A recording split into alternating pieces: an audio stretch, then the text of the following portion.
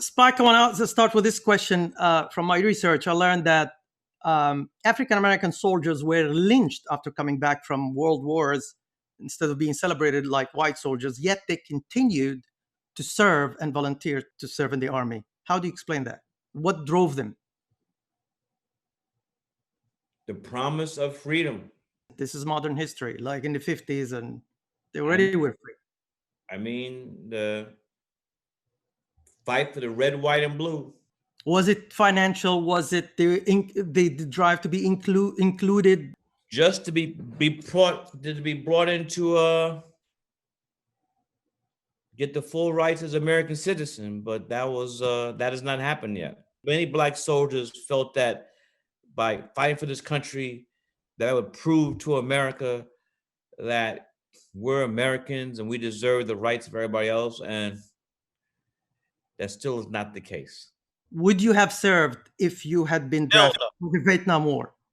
I was going to Vietnam. I mean, I was going to Canada. So you wouldn't serve if you were drafted? I was not. Thank God I was born in 1957. Well, another Black man served, Colin Powell, and he became the chief of the army. And later, another Black man became the commander-in-chief. So it was not in vain, wasn't it?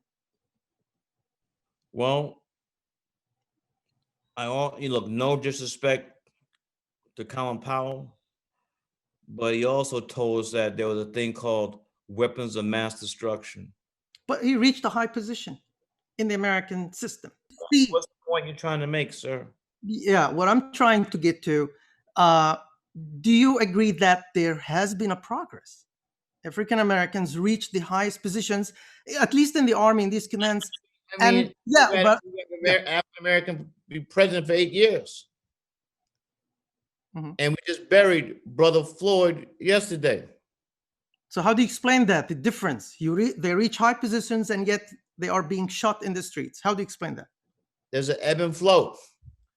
Two steps, one step forward, two steps backwards. The struggle continues. When you make historical movies, you always parallel them with contemporary times. Are you trying to say that little has changed or things are not changing?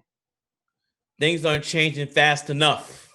And how do you change them fast enough? You have to get the right people in office. You have to reform the judicial system. You got to reform this school, from kindergarten to a prison pipeline. There are many things that have to change. And I hope this change happens, because I don't think we should go back to what the world was before the coronavirus. You think films have helped? Depends on the film.